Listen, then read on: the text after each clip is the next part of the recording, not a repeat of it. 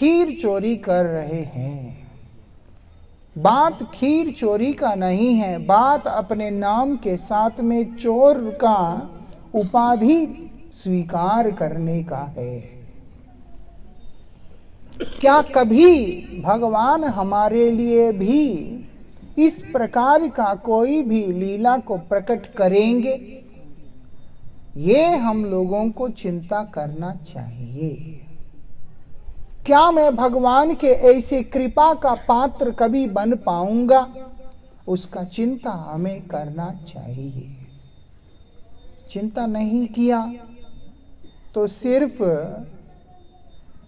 पूजा तो हो जाएगा, लेकिन गोविंद के द्वारा स्वीकार नहीं होगा, उनके द्वारा स्वीकार नहीं होगा। भगवान सबसे ज्यादा क्या पसंद करते हैं? बोलते हैं भगवान राग को पसंद करते हैं, है ना? ऐसा कोई भी चीज नहीं है। कोई सोचे अब जो है अभावग्रस्त कोई होगा, उसके पास जाकर अगर हम लोग कोई भी वस्तु उसे प्रदान करते हैं, वो संतृप्त होंगे। लेकिन भगवान के विषय में ये बात लागू होता ही नहीं है, क्योंकि अनंत ब्रह्मांडों के भोक्ता, नियंता, प्रभु, स्वामी, सब कुछ वो गोविंद ही है और कोई है ही नहीं। तो जो सर्वसमर्थ और सर्वशक्तिमान और भोक्ता है, प्रभु है, उनको कोई भी क्या प्रलोभन दे सकता है? एक करोड़पति व्यक्ति के पास जाके 1000 रुपए दिखाना, वो क्या बुद्धिमानी है? वो बेवकूफी है। हो सकता है करोड़पति होने के कारण उसको इस बात का समझ है कि मेरे पास 5 करोड़ है, 10 करोड़ है, 20 करोड़ है, 50 करोड़ है। उसको जहां पर संख्या पता होने के कारण एक भय की आशंका है, तो वो उसको मूल्य दे सकता है। 5 करोड़ है तो 1000 क्यों छोड़ दूं, वो सोच सकता है। लेकिन जिसको इस बात का ज्ञान ही नहीं है, उसके पास कितना ऐश्वर्य है, उसको हम क्या प्रलोभन दे सकते हैं? कुछ भी नहीं दे सकते। तो भगवान को हम क्या धूप दिखाकर, थोड़ा फूल चढ़ाकर या कुछ लड्डू पूरी रख के क्या उनको खुश कर लेंगे? बोलते ना। कैसे भगवान प्रसन्न होते हैं वो स्वयं बतला रहे हैं। पत्रम पुष्पम फलम तोयम। तुम ये मत सोचना कि मुझे तुम्हें बहुत कुछ देना पड़ेगा। बोलते कोई जरूरत नहीं है। पत्रम, एक पत्ता ही दे दो, एक पत्र ही मेरे लिए चढ़ा दो। तुलसी महारानी का एक दल ही उठा करके गोविंद के पाद पद्म में अगर कोई प्रीति के साथ में समर्पित कर देता है, तो भगवान उसके ऊपर अनुग्रहित करने के लिए बाध्य हो जाते हैं। वृंदावन विहारी लाल की ये विशेषता है। पुष्पम, एक फूल। आपको बता दूं, 500 साल पूर्व एक भक्त हुआ था पश्चिम बंगाल में। उनका नाम था श्री रामचंद्र कविराज। अभी जैसे यहाँ पर हैं अन्नमाचार्य जी हैं, और उसके बाद त्यागराज जी हैं, रामदास जी, बहुत सारे भक्त इस स्थान में भी हैं। भक्त नित्य होता है इसीलिए वो हैं, हम लोग मर जाते हैं इसीलिए हम थे, ऐसा होता है। अब ऐसे ही पश्चिम बंगाल के अंदर भी एक भक्त रहे हैं। उनमें से श्री रामचंद्र कविराज जी एक भक्त हुए हैं, जिनका नित्य नियम था श्री शालिग्राम जी का सेवा पूजा करना। जो वैष्णव होते हैं वो शालिग्राम की आराधना करके वो चरणामृत ग्रहण करने के बाद भोजन इत्यादि को ग्रहण करते। इसीलिए उनका नित्य नियम था कि वो ठाकुर जी को पूजा करते हैं और एक समय भ्रमण करते हुए वो अपने भाई के स्थान पे पहुंच गए हैं। उनका नाम था श्री गोविंद कविराज। अब भाई जो है माता के भक्त हैं, काली के भक्त हैं। बंगाल के अंदर आप देखेंगे अधिकांश व्यक्ति माता के ही भक्त होते हैं, तो वो माता के भक्त हैं, लेकिन उनका जो भाई है वो वैष्णव है, भगवान के भक्त हैं। यहां पर एक दिन भाई के यहां पे आए, अपने नित्य नियम को पूरा करने के बाद वो नाम जप करते हुए अपने भाई के उस उद्यान में गए। इतना सुंदर उद्यान है, उसके अंदर अनेक प्रकार के पुष्प अंकुरित होकर उस उद्यान की शोभा को बढ़ा रहे हैं। उसको देखने के बाद मन में आया, स्वाभाविक सी बात है, आप भी बाहर जाते हैं, कोई अच्छी चीज को देखते हैं, मन में आता है कि जिसको मैं प्यार करता हूं ये मैं उसके लिए ले जाता। होता ही है। कई ऐसे होते हैं जो किसी से प्यार नहीं करते, वो सोचते हैं कि काश ये मैं अपने लिए रख लेता। इसीलिए रामचंद्र कविराज उस समय चिंता कर रहे हैं, काश ये पुष्प मैं अपने ठाकुर को अर्पण कर सकता, लेकिन भाई कहाँ है। इसीलिए संकोच के कारण उन्होंने उन पुष्पों का चयन नहीं किया, तोड़ा नहीं है उन्होंने। मन ही मन सोचा कि ये पुष्प मेरे गोविंद के श्री चरणों में समर्पित हो। ध्यान देने योग्य बात यह है, भगवान बोल रहे हैं, पत्रम पुष्पम फलम तोयम, कुछ भी तुम मुझे अर्पण करते हो, कब? यो मे भक्ता प्रेत्यति। वो बोलते प्रीति युक्त होकर, प्रेम सहित होकर अगर तुम कोई भी वस्तु को मुझे अर्पण करते हो, मैं उसको स्वीकार कर लेता हूं। मैं उसको स्वीकार कर लेता हूं।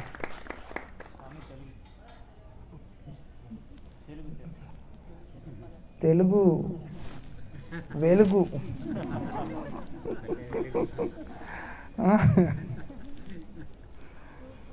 आदि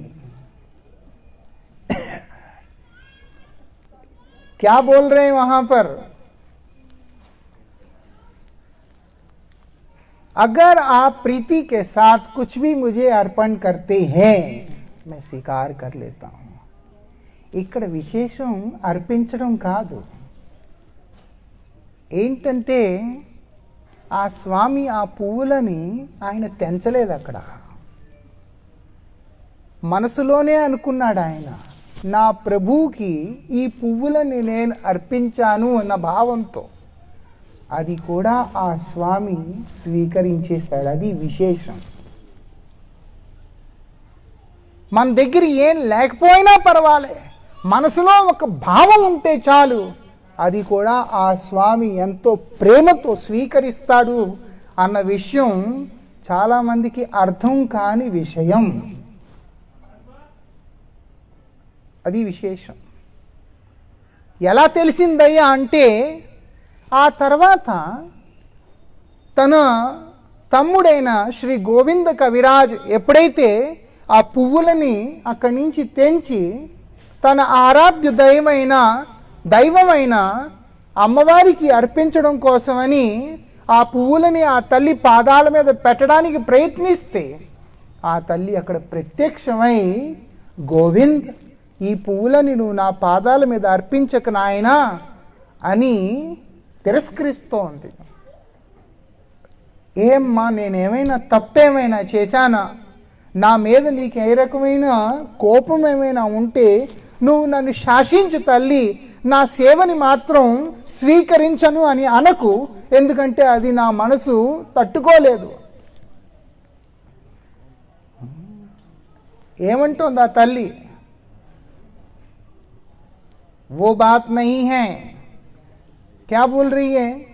क्योंकि ये जो फूल है, ये जो पुष्प है, इसको तुम्हारे भाई ने मेरे प्रभु के श्री चरणों में समर्पित कर दिया है. समझ में आता है? अरे तोड़ा भी नहीं है. ఆ పువ్వులను కొయ్యకుండా కూడా ఆ మనసులో ఆ భావంతో ఎప్పుడైతే ఆ భక్తుడు ఆ పువ్వుల్ని ఆ స్వామి పాదాల మీద అర్పించాడో, ఆ తర్వాత ఆ తల్లి ప్రత్యక్షమై చెప్తోంది, ఈ పువ్వులు నా స్వామి పాదాల మీద అర్పించిన పువ్వులు, అవి నా పాదాల మీద నువ్వు అర్పిస్తా అంటే నేను ఎలా స్వీకరిస్తా? అందుకని నాయనా ఈ పని నువ్వు చెయ్యకు. ఏం చేయాలమ్మా అంటే నా చేతిలో పెట్టు అనింది ఆ తల్లి. ఆ పువ్వులని చేతుల్లో తీసుకుని ఆ భక్తుడి దగ్గర ఆ తల్లి తన నెత్తి మీద పెట్టుకుంది. అలా జరిగింది అక్కడ. ఆ తల్లి స్వయంగా చెప్పడం వల్లే ఈ విషయం తెలిసింది తప్ప ఎవరి వల్ల ఈ విషయం ఎప్పటికీ బయటికి రానే రాలేదు. ఆ తల్లే స్వయంగా చెప్తోంది. ఎందుకని? ఆ భక్తుడి యొక్క భావం అలాంటిది, ఆ భక్తుడి యొక్క సమర్పణ అనేది అలాంటిది. అలాంటి భగవంతుడికి ఏమిచ్చి మనం ప్రలోభం చూపించగలం? ఏమి ఇచ్చినా చేయలేం. ఫలం ఒక పండే ఆ స్వామికి అర్పిస్తే అది కూడా చాలు అని శాస్త్రాలు చెప్తున్నాయి. స్వయంగా స్వామే చెప్తున్నాడు, అరే పండు కాదయ్యా, ఆ స్వామికి ఆ తల్లి, ఆ విదురు మహారాజు యొక్క భార్య, ఆ పండు యొక్క ఆ చిల్క ఏదైతే ఉందో, ఆ తొక్క, అదే అంటారు కదా, అచ్చా అది ఆ చిల్క ఏదైతే ఉందో అది నైవేద్యంగా పెడుతోంది ఆ తల్లి. ఆ స్వామి అది కూడా ఎంతో మమకారంతో తింటున్నాడు ఆయన. కానీ అవజానంతి మాం మూఢా, ఈ సంసారంలో, ఈ సంసార వాసనలో, భోగభాగాల్లో, భాగ్యాల్లో కూటుకుపోయిన వ్యక్తులు ఎవరైతే ఉన్నారో వాళ్ళ బుర్రలోకి, వాళ్ళ తలలోకి ఇలాంటి అద్భుతమైన విషయాలు ఏవైతే ఉన్నా అవి దూరవు.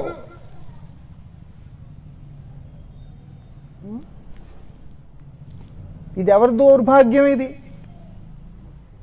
అలాంటి వాళ్ళ దౌర్భాగ్యం ఇది. ఆ స్వామికి ఏం పోతుంది? ఏమంటున్నాయి శాస్త్రాలు? యం బ్రహ్మ వరుణేంద్ర రుద్రమరుత స్తున్వంతి దివ్యైస్తవై వేదై సాంగ పదక్రమోపనిషదైర్గాయంతి యం సామగ. ఎవరు కీర్తించటం లేదు ఆ స్వామిని? అనంత బ్రహ్మాండాల్లో ఆ స్వామిని నిత్య నిరంతరం అనంత శాస్త్రాలు,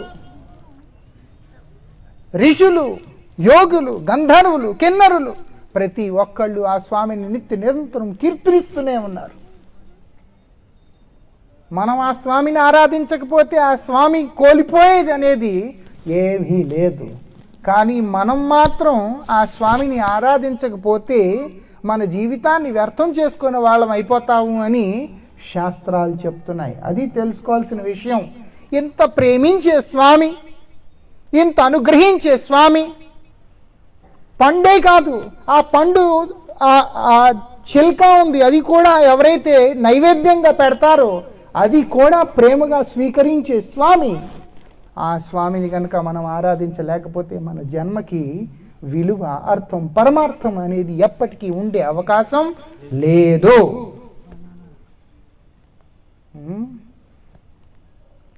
कहानी बड़ा अच्छा लगता है सुन के, लेकिन जब समझ का बात आता है तो दिमाग में नहीं घुसता है. विदुर जी महाराज हस्तिनापुर के अंदर भिक्षा याचना करने के लिए अपने राज्य के अंदर जब निकल पड़े, विदुर जी हस्तिनापुर राज्य से कभी तनख्वाह नहीं लेते थे. वो क्या करते थे? उसी ग्राम के अंदर, उसी शहर में 4-5 ब्राह्मणों के घर में जाकर भिक्षा याचना करते हैं और वो ब्राह्मणों ने जिस वस्तु को उन्हें दान में दे दिया उसी से अपना जीवन निर्वाह करते थे। एक दिन वही समय आया जब भगवान उनके घर में, उनके द्वार में पधारे। उस समय विदुर घर में नहीं है। कौन है? विदुरानी, उनकी पत्नी। कृष्ण अंदर आते हैं, वो देख करके उन्हें मंत्रमुग्ध हो जाती, चौंक जाती है कि कृष्ण आज हमारे द्वार पर। बोलते हैं हाँ,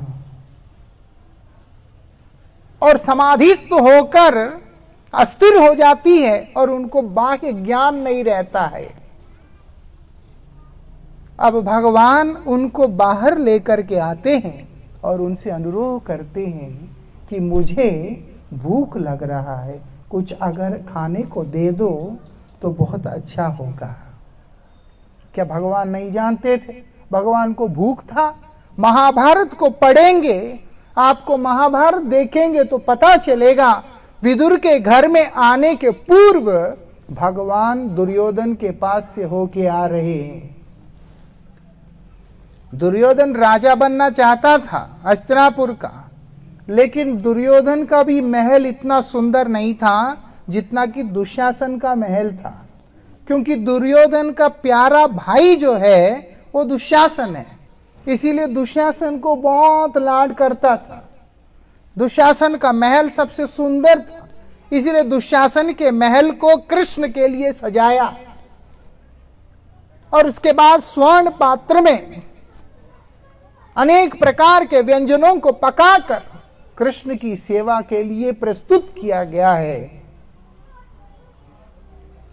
और कृष्ण से प्रार्थना करते ग्रहण करें। कृष्ण बोलते हैं संभव नहीं है। क्या कारण है? बोलते दो कारण है। एक, मुझे भूख नहीं है। भगवान को भूख नहीं होता। आत्मा राम जो होते हैं, भगवान जो होते हैं, उनको कहां से भूख होता है? वो केवल भक्त का प्रेम को ग्रहण करते हैं। इसलिए बोलते तुम जो भी लेके आओगे उसका मुझे कोई मूल मायना नहीं रखता है। నువ్వేం తెచ్చినా తేవకపోయినా దాంతో నాకే రకమైన పని లేదు, కానీ నువ్వు తెచ్చిన వస్తువు ఏదైతే ఉందో ఆ వస్తువులో నీ ప్రేమ అనేది ఎంత ఉంది అన్నది మాత్రం ఖచ్చితంగా నేను చూస్తాను. అందుకే అన్నారు ఏం అర్పించినా సరే ప్రేమతో చెయ్యాలి అని. ఆ ప్రేమ అనేది ఎవరిలో అయితే ఉంటుందో ఆ స్వామి అలాంటి వాళ్ళని వదిలి ఒక్క క్షణం కూడా ఉండలేడు. వాళ్ళ కోసం ఏమైనా చేసేస్తాడు ఆయన. మాధవేంద్ర పూరిపాద్ ఆయనకి కోసం అలాగే చేశారు ఆయన. ఇప్పుడు ఈరోజు దుర్యోధనుడు ఇన్ని మాటలు అంటుంటే ఆ స్వామి అంటున్నాడు, లేదు నాయనా, నాకొకటి ఆకలిగా లేదు, రెండు నీకు నా మీద ప్రేమ లేదు. నీకు నా మీద ప్రేమ లేదు. ప్రేమ లేని చోట, ఆకలి లేనప్పుడు ఏ రకంగా భోజనం చేయగలుగుతాం? ఆకలి ఉన్నా సరే ప్రేమ లేకపోతే అక్కడికి మనం వెళ్ళడానికి కూడా ఇష్టపడం. అలాంటిది ఇక్కడ ఆకలి లేదు, ప్రేమ లేదు. అలాంటిది నేను ఎందుకు తింటానయ్యా ఇక్కడ అని వాటన్నిటినీ ఆ స్వామి తిరస్కరించి, ధిక్కరించి ఆయన ఎక్కడికి వచ్చేసారయ్యా అంటే విదురు మహారాజు గారి ఇంటికి వచ్చేసారు ఆయన. అక్కడ ఆ తల్లి దగ్గర ఏమీ లేదు, ఎందుకంటే తన భర్త భిక్షాటన కోసం అని వెళ్ళారు ఆయన. ఆయన వెళ్ళి ఏమైనా తెస్తే ఆ తర్వాతే భోజనం.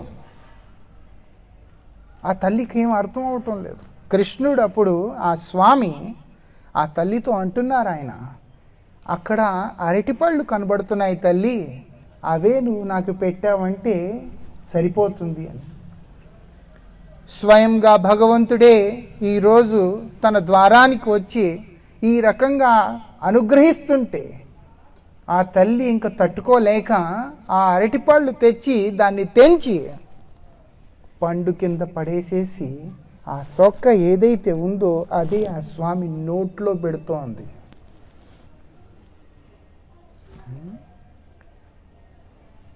మిమ్మల్ని పిచ్చిగా ప్రేమించినా సరే, ఎవరైనా సరే మిమ్మల్ని ఎవరైనా పిచ్చిగా ప్రేమించినా సరే ఆ ప్రేమ యొక్క మైకంలో ఏం చేస్తున్నారో తెలియని పరిస్థితుల్లో అరటిపండు తొక్క తీసుకొచ్చి నోట్లో పెడితే ఎంతమంది తింటారు ఇక్కడ? వృందావన విహారీ లాల్కి ఎంతమంది తింటారయ్యా? ఒక్కళ్ళు తినరు. తిరిగి ఏం చేస్తారంటే ఆ పెడుతున్న వాడికి మొహం మీద ఒక్కడి కొట్టి బయటికి రామ్మా, ఎక్కువైపోయింది తగ్గించు అని చెప్తాం మనం. మన పరిస్థితి అది. ఆ స్వామి అలా చేయటం లేదు. అరే నేను ద్వారక నుంచి వచ్చా, నేను ద్వారికాధీశుణ్ణి, భగవంతుణ్ణి. నేను బ్రహ్మాది దేవతలందరూ నా దగ్గరికి వచ్చి నన్ను నిత్యం సేవిస్తూ ఉంటారు. అలాంటి నాకు మీ ఇంటికి వస్తే నువ్వు నాకు అరటిపండు తొక్కలు తినిపిస్తున్నావు అని ఒక్క మాట కూడా ఆ స్వామి ఆ తల్లితో అనకుండా ఎలా పెడుతోందో అలాగే ఎంతో ప్రేమగా వాటిని తింటున్నారు ఆయన.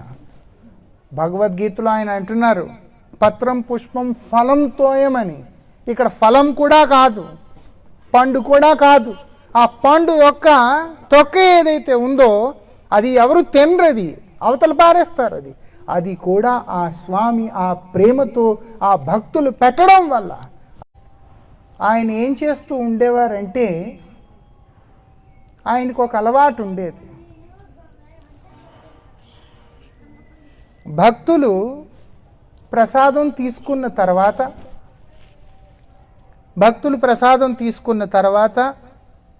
ఆ ప్రసాదం ఎక్కడైతే ఆకులు వాళ్ళు పడేస్తారో ఆ భక్తుడు అక్కడికి వెళ్ళి ఆ ఆకులన్నిటినీ పోగు చేసుకొని దాంట్లో ఉన్న మిగిలిన భోజనం ఆ ప్రసాదం ఏదైతే ఉందో దానంతా ఊడ్చి ఎంతైతే అవుతుందో ఆ ప్రసాదాన్ని స్వామికి నైవేద్యంగా పెట్టి ఆ తర్వాత దాన్ని ఆయన సేవిస్తూ ఉంటాడు.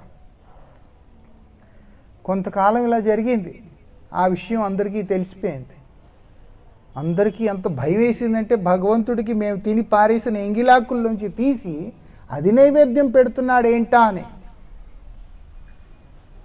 ఎందుకంటే భక్తులు సేవించిన ప్రసాదం ఏదైతే ఉందో అది ఆ స్వామికి ఎంతో ఆనందాన్ని ప్రసాదిస్తుంది అన్న ఒక భావం.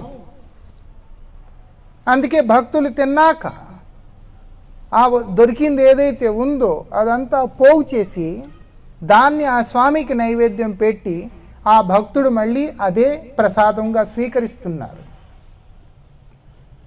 అందరికీ తెలిసిపోయింది. అందుకే అందరూ ఓ రోజు ఏమనుకున్నారంటే ఒక్క బియ్యపు గింజ కూడా, అన్నం ఒక్క దానా కూడా వదలకూడదు అని అందరూ సంకల్పించి అదే రకంగా ఆ ఆకులన్నీ ఊర్చేసినట్టుగా ఆయన భోజనం చేసి భక్తులందరూ పారేశారు. చాలా సేఫ్ అయిపోయింది, ఏం లేదు అక్కడ. వెతుకుతూ చివరికి ఒక ముద్ద కూడా కుదరలేదు. ఇంత మాత్రమే చేతిలోకి వచ్చింది.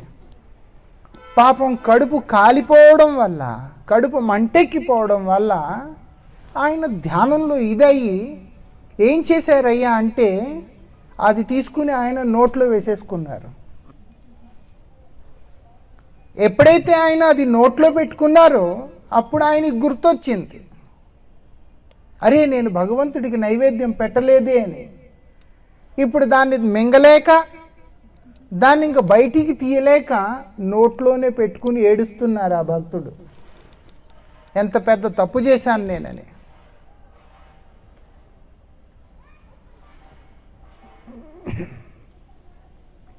ఎంత పెద్ద తప్పు చేశాను నేనని ఆ భక్తుడు ఏడుస్తున్నాడు నోట్లో పెట్టుకొని. అప్పుడు ఆ స్వామి ఆ భక్తుడితో అంటున్నాడు, ఇంతకాలం వేరే భక్తులు తిన్నది నువ్వు నాకు నైవేద్యంగా పెట్టావు, ఒక్కసారైనా నువ్వు తిన్నది నువ్వు నాకు నైవేద్యంగా పెట్టలేవా అని.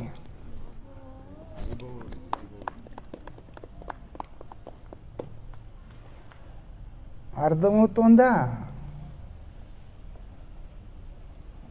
ఎవరైనా ఊహించుకోగలరా ఇది?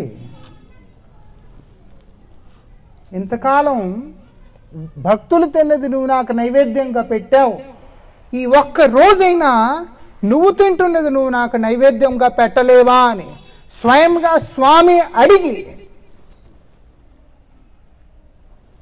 అప్పుడు ఆ భక్తుడు తన నోట్లో ఆ తింటున్నది తీసి ఆ స్వామికి పెట్టి ఆ తర్వాత ఆ ప్రసాదాన్ని మళ్ళీ గ్రహించాడు ఆయన.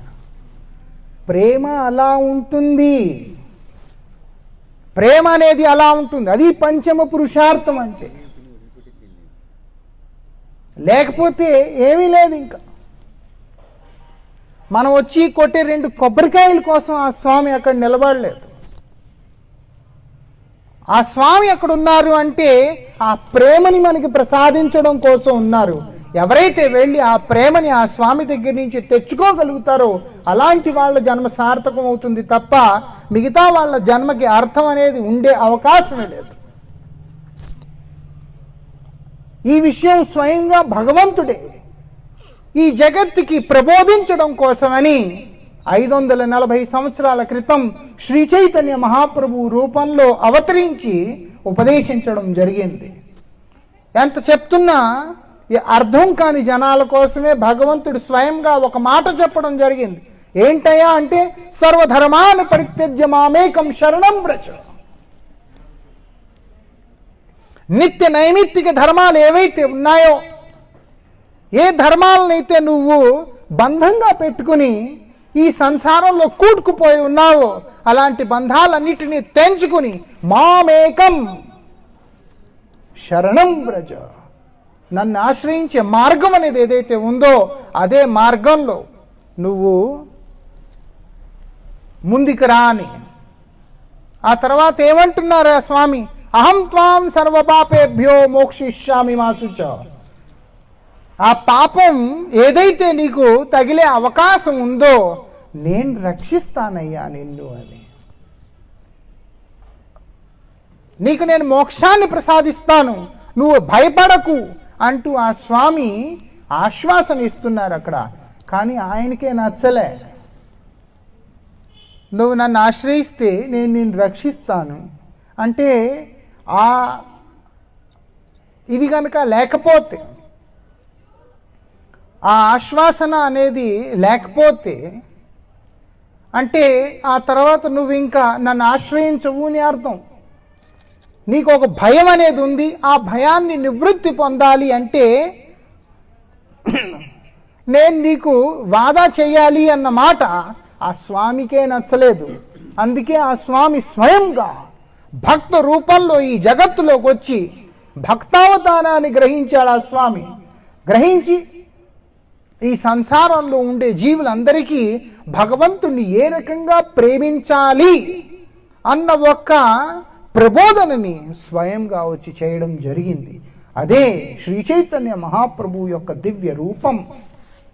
అందుకే అన్నారు అక్కడ ఆయన గురించి, అనార్పిత చిరిం చిరాత్ కరుణయా అవతీర్ణం కలు. ఈ కలియుగం యొక్క ప్రథమ సంధ్యలో ఈ సంసారంలో ఉండే జీవులు ఎవరైతే ఉన్నారో ఆ జీవులు అందరికీ ఆ ప్రేమ భక్తిని ప్రబోధించడం కోసం ఆ స్వామి స్వయంగా అవతరించడం జరిగింది. ప్రేమే లేకపోతే ఈ ప్రపంచమే లేదు. ఈ ప్రకృతిలో ఏదైతే మనం చూస్తున్నామో ప్రతి దాంట్లోనూ ప్రేమ అనేది ఉంది. ప్రేమ లేకపోతే ప్రకృతి ఒకటయ్యి ఇంత అందంగా కనబడే అవకాశమే లేదు. ప్రేమే లేకపోతే ఈ పంచతత్వాలు ఒకటయ్యే అవకాశమే లేదు. ప్రతి దాంట్లోనూ ప్రేమ అనేది ఉంది. అలాంటి ప్రేమకి మూలమైనటువంటి ఆ స్వామి, ఆ స్వామిని కనుక మనం ప్రేమించలేకపోతే మన జీవితానికి విలువ అనేది ఉండే అవకాశం లేదు. ఆ ప్రేమని ప్రసాదించడం కోసమని, ఆ భగవత్ ప్రేమని మనకి ప్రసాదించడం కోసమని స్వయంగా భగవంతుడే ఈ జగత్తులో అవతరించడం జరిగింది. ఎలాంటి ప్రేమ అంటే ఏ యుగంలోనూ ఎప్పుడూ ఎవరికి ఇవ్వని ప్రేమ. ఆ ప్రేమలో ఏముంటుందయ్యా అంటే సాంద్రానంద విశేషాత్మ. ఆ ప్రేమ అనే ధనాన్ని పొందిన వ్యక్తిత్వం ఎవరైతే ఉన్నారో వాళ్ళల్లో ఏ రకమైన దుఃఖానికి స్థానం ఉండే అవకాశమే లేదు. भगवत प्रेम का यही विशेषता है कि अगर प्रेम का धन से आप धनी हैं तो आपको कभी भी जीवन में किसी भी प्रकार का दुख होने की संभावना ही नहीं है. अरे मैं भगवान का पूजा करता हूं, इतना सेवा करता हूं, इतना कुछ करता हूं, लेकिन मेरे जीवन में दुख ही दुख है. किस लिए? क्योंकि तुम स्वार्थ को लेकर के करते हो. वही अगर प्रेम को लेकर के भगवान की आराधना करोगे, एक पल के लिए भी तुम्हारे जीवन में दुख होने की संभावना ही नहीं. क्यों? क्यों? क्योंकि स्वयं भगवान रक्षा करने के लिए वहां खड़े हो जाते हैं. भगवान खड़े हो जाते हैं. और किसका भरोसा चाहिए? और किसका भरोसा चाहिए? किसी का भी भरोसा की आवश्यकता नहीं है. ऐसा, इसलिए इस चीज को समझ के चलना होगा. जो प्रेम कभी किसी युग में नहीं दिया, क्योंकि प्रेम से क्या होता है, भगवान वश में आ जाते हैं. और भगवान अपने आप को वश में करने वाला उस प्रेम का अवदान इतने सहजता से नहीं देते. लेकिन स्वयं जब भगवान ने उस प्रेम का रस को आस्वादन किया और उसमें विभोर हुए, तब भगवान किसी को दिए बिना रह भी ना सके. इसीलिए भगवान ने उस प्रेम को दान किया, खुद आस्वादन किया, अपने ही प्रेम को आस्वादन करके उसमें डूबा. उसके बाद भगवान ने उस प्रेम को संपूर्ण जगत को खुलकर वितरण किया. श्री चैतन्य महाप्रभु के रूप में इस जगत में अवतीर्ण होकर प्रेम का शिक्षा दिया, पंचम पुरुषार्थ का शिक्षा दिया. और क्या बोलते हैं? श्री कृष्ण आकर्षणी. భగవంతుణ్ణి ఆకర్షించే గుణం ఏదైతే ఉందో అది ఆ ప్రేమ భక్తుల్లో స్వాభావికంగా వచ్చేస్తుంది. భక్తులు భగవంతుని రమ్మని చెప్పరు, భగవంతుడే భక్తుల కోసం పరిగెత్తుకుంటూ వస్తాడు ఆ స్వామి. తెలుసా ఇది? ఏ భక్తుడు ఇంతవరకు చరిత్రలో నువ్వు నా కోసం రా, నన్ను ఉద్ధరించు స్వామి అని చెప్పింది లేదు. నువ్వు ఏ రకంగా నన్ను ఉంచితే అదే పరిస్థితుల్లో అదే రకంగా నేను ఉండిపోతా, కానీ నా వల్ల నేను మాత్రం నువ్వు రా అని మాత్రం నేను నీతో ఎప్పుడు అనే అవకాశమే లేదు. భక్తులు అలా ఉంటారు. అందుకే భగవంతుడు కూడా ఇంకా ఆ తర్వాత ఇంకా ఆయన వల్ల అవ్వదు. ఇంకా భగవంతుడు ఏం చేస్తాడు ఆ తర్వాత? ఆ భక్తుల్ని వదిలి ఉండలేక ఆ స్వామి స్వయంగా తరలి వచ్చేస్తారు. ఎందుకంటే ఆ స్వామిని ఆకర్షించే గుణం అనేది ఏదైతే ఉందో అది ప్రేమ భక్తిలోనే ఉంది. మనం చేసే దేంట్లోనూ లేదు. వ్రతాలు, పూజలు, నోములు వీటన్నిటిలో లేవు. దేంట్లో ఉందంటే ప్రేమలో ఉంది. అలా అని ఇవేమి చేయను అంటే భగవంతుడిని ప్రేమించే అవకాశం కూడా లేదు. అందుకే పూజ చెయ్యాలి, వ్రతం చెయ్యాలి, అన్నీ చేయాలి, కాకపోతే ప్రేమిస్తూ చేయాలి. ఎందుకు చేస్తున్నావయ్యా అంటే ఉద్యోగం లేదండి అందుకని చేస్తున్నాను, లాక్డౌన్ వల్ల ఉద్యోగం పోయింది, అందుకని భగవంతుడిని ఆరాధిస్తే ఉద్యోగం వచ్చేస్తుంది కదండి అందుకని వెళ్తున్నాను. మందిరానికి 1000 ప్రదక్షిణలు చేస్తే మా అమ్మాయి పెళ్ళైపోతుందండి, నీకు కూడా మళ్ళీ అయిపోతుంది. ఇవి కాదు కావాల్సింది. నేను ఎందుకు చెప్తున్నానంటే ఈ రోజు నుంచి మందిరానికి ఒకే ఒక ఉద్దేశం పెట్టుకుని రావాలి. అదేంటయ్యా అంటే నిన్న మా ప్రభు అన్నారు ఇక్కడ, ఈరోజు మనం మహారాజ్ గారికి గ్రాండ్ వీడ్కోలు చెప్పాలని. వీడ్కోల్పు నాకు ఈ వీడ్కోల్పులు అక్కర్లేదు, ఇంకేమీ అక్కర్లేదు.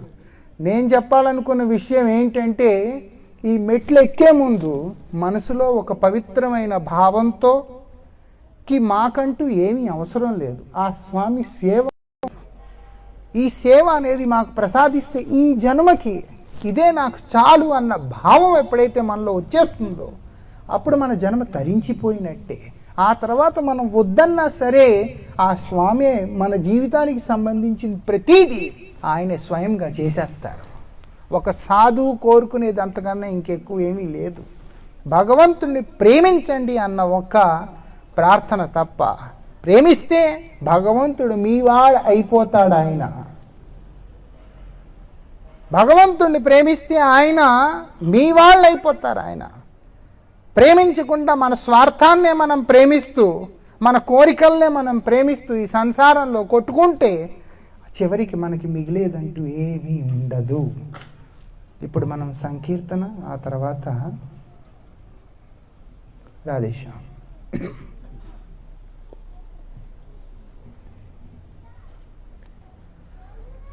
శ్రీకృష్ణ గోవింద హరే మురారి,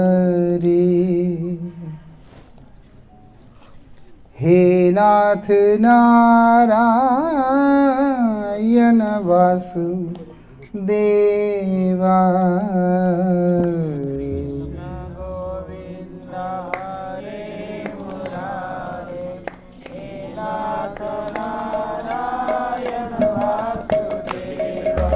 श्री कृष्ण गोविंद हरे मुरारी, हे नाथ नारायण वासुदेवा।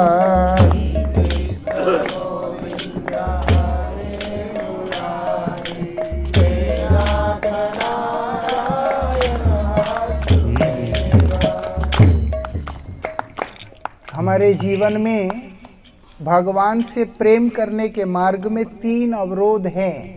समय बहुत कम है इसीलिए मैं बोल नहीं पाया। 3 అవరోధాలు ఉన్నాయి భగవంతుని ప్రేమించే మార్గంలో. అదేంటయ్యా అంటే కనక్ కామిని ప్రతిష్ఠ, డబ్బులు, ధనం, ఐశ్వర్యం, బంగారం ఇవన్నీ కావాలి. ఎవరికొద్దు, అందరికీ కావాలి. అయినా ఐశ్వర్యం అందరికీ కావాలి, భోగం అందరికీ కావాలి. అందుకే దాన్నే కనక్ అన్నారు. భోగాలు కావాలి. ఇక భోగం అనేది ఉంటే అక్కడ రోగం వస్తుంది తప్ప భగవంతుడితో యోగం కలిగే అవకాశం లేదు. వృందావన విహారీ లాల్కి ఆ భోగం అంత భయంకరంగా ఉంటుంది. మనకు కావాలది. 2 కామిని అంటే స్త్రీ అయితే పురుషుల పట్ల ఆసక్తి, పురుషులైతే స్త్రీ పట్ల ఆసక్తి. ఈ స్త్రీ పురుషాసక్తి ఏదైతే ఉందో అది చాలా భయంకరంగా ఉంటుంది. అందుకే శాస్త్రాలు ఒక మాట అన్నాయి, యువతీనాం యథాయూన యూనశ్చ యువతైర్యథ మనోమే రమతాం తద్వద్ మనోమే రమతాం త్వయి అని. దీన్ని ఒక ఉదాహరణగా పెట్టి శాస్త్రాలు చెప్తున్నాయి.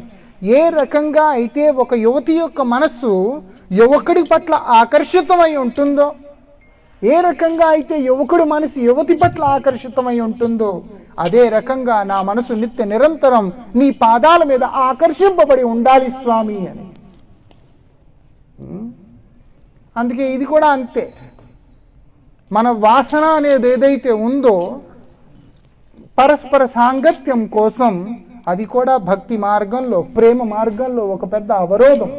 3వది ప్రతిష్ఠ, పేరు ప్రఖ్యాతులు, నేను ఇది నేనది అన్న భావం ఏదైతే ఉంటుందో అది చాలా భయంకరంగా ఉంటుంది.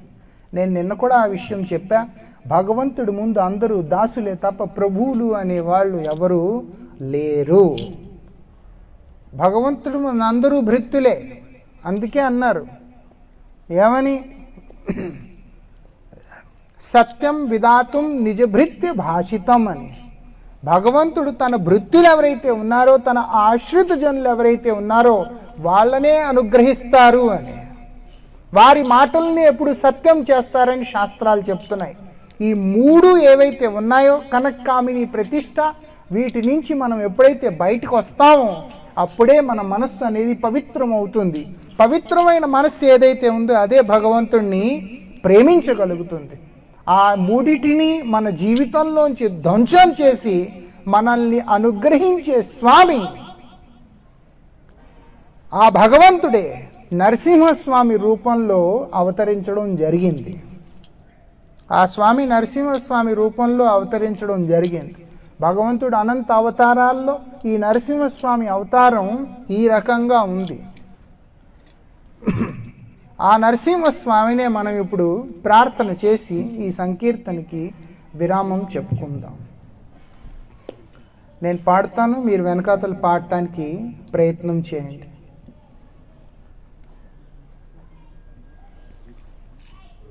ఈతో నరసింహ పరతో నరసింహ, ఈతో నరసింహ పరతో నరసింహ, ఈతో నరసింహ పరతో నరసింహ, ఈతో నరసింహ పరతో నరసింహ, యతో యతో యామి తతో నరసింహ, యతో యతో యామి తతో నరసింహ, యతో యతో యామి తతో నరసింహ, యతో యతో యామి తతో నరసింహ, బాహి నరసింహ హృదయ నరసింహ, హరే నరసింహ హృదయ నరసింహ, నరసింహమాదిం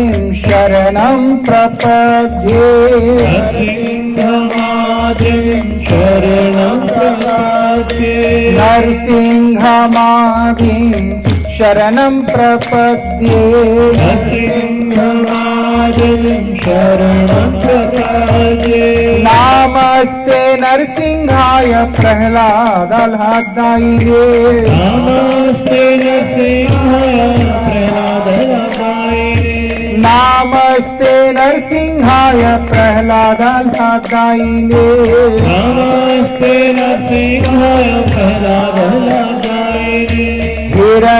హిరణ్యకశిపుర్వక్ష శీలటంకనఖలయే, హిరణ్యకశిపుర్వక్ష శీలాటంకనఖలయే, వాగీశాయస్య వదనే లక్ష్మీర్యస్య చ వక్షసి, ఈశాయస్య వదనే లక్ష్మీర్యస్య చ వక్షసి, యశాస్తే హృదయ సంవితం నృసింహం అహం భజే, శాస్త్రే హృదయ సంవితం నరసింహమహం భజే, శ్రీ నరసింహ జయ నరసింహ జయ జయ నరసింహ, శ్రీ నరసింహ జయ నరసింహ జయ జయ నరసింహ, శ్రీ నరసింహ జయ నరసింహ జయ జయ నరసింహ, శ్రీ నరసింహ జయ నరసింహ జయ జయ నరసింహ, ప్రహ్లాదేశ జయ పద్మముఖ పద్మభృంగ, ప్రహ్లాదేశ జయ పద్మముఖ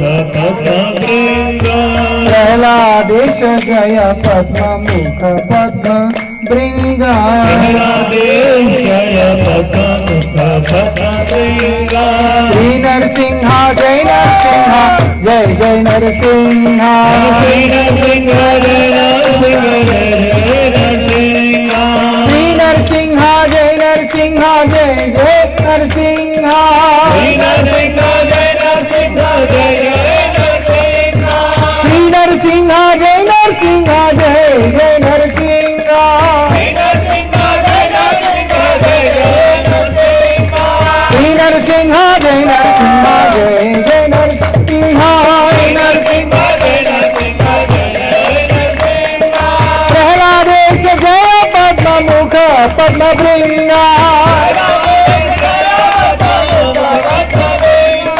ప్రహ్లాదేశ జయ పద్మముఖ పద్మభృంగ, శ్రీ నరసింహ జయ నరసింహ జయ జయ నరసింహ, శ్రీ నరసింహ జయ నరసింహ జయ జయ నరసింహ, ప్రహ్లాదేశ జయ పద్మముఖ పద్మభృంగ, ప్రహ్లాదేశ జయ పద్మముఖ పద్మభృంగ, జయ నరసింహ దేవ్ జయ నరసింహ దేవ్, నరసింహ దేవ్ జయ నరసింహ దేవ్,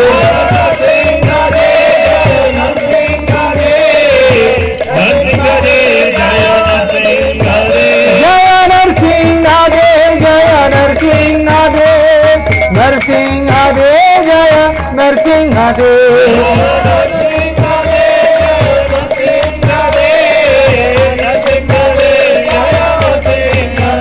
हरे कृष्णा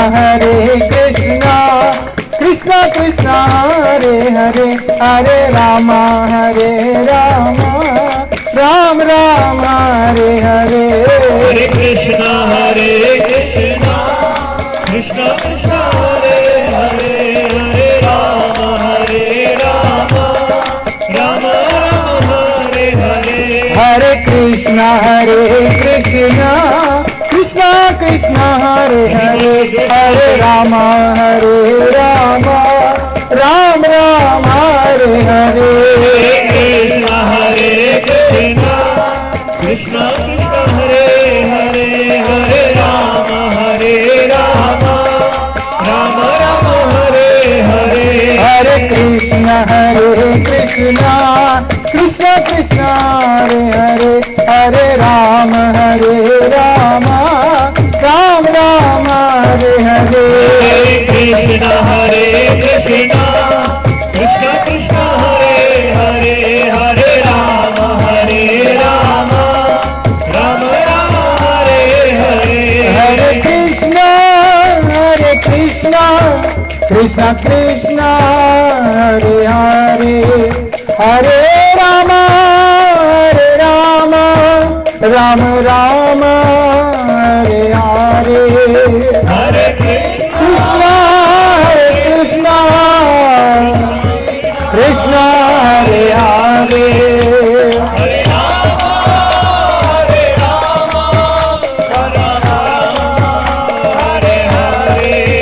हरे कृष्णा कृष्णा कृष्णा हरे हरे, हरे राम राम राम हरे हरे। हरे कृष्णा कृष्णा कृष्णा हरे हरे, हरे राम राम हरे हरे। हरे कृष्णा कृष्णा कृष्णा हरे हरे, हरे राम राम राम हरे हरे कृष्णा कृष्णा कृष्णा हरे हरे, हरे राम राम हरे हरे।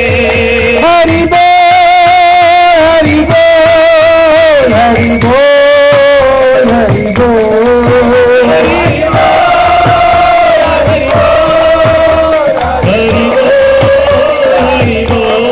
गौर हरि बोल हरि बोल हरि बोल।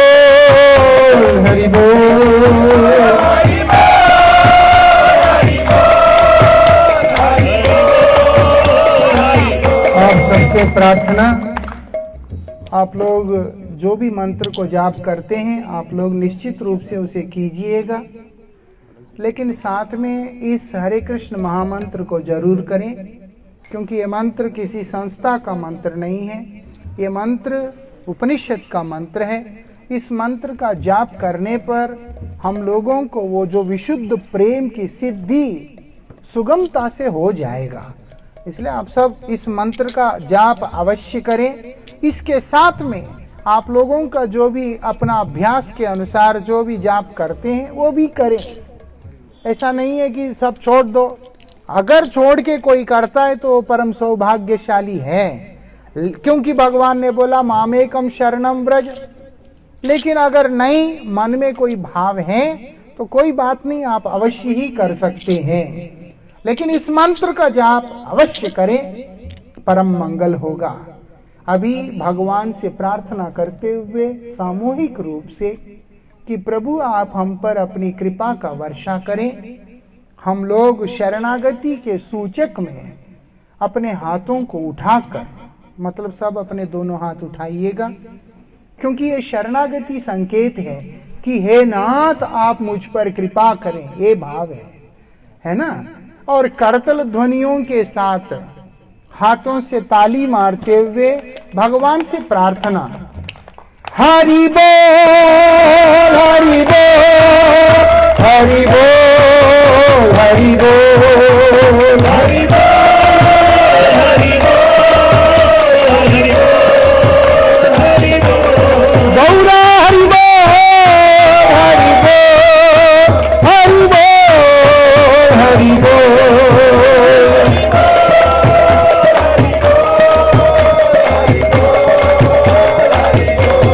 गौरा हरि बोल हरि बोल हरि बोल हरि बोल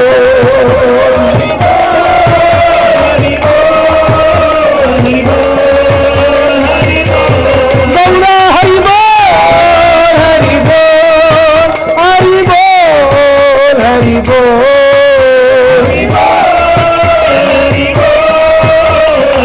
हरि बोल हरि बोल।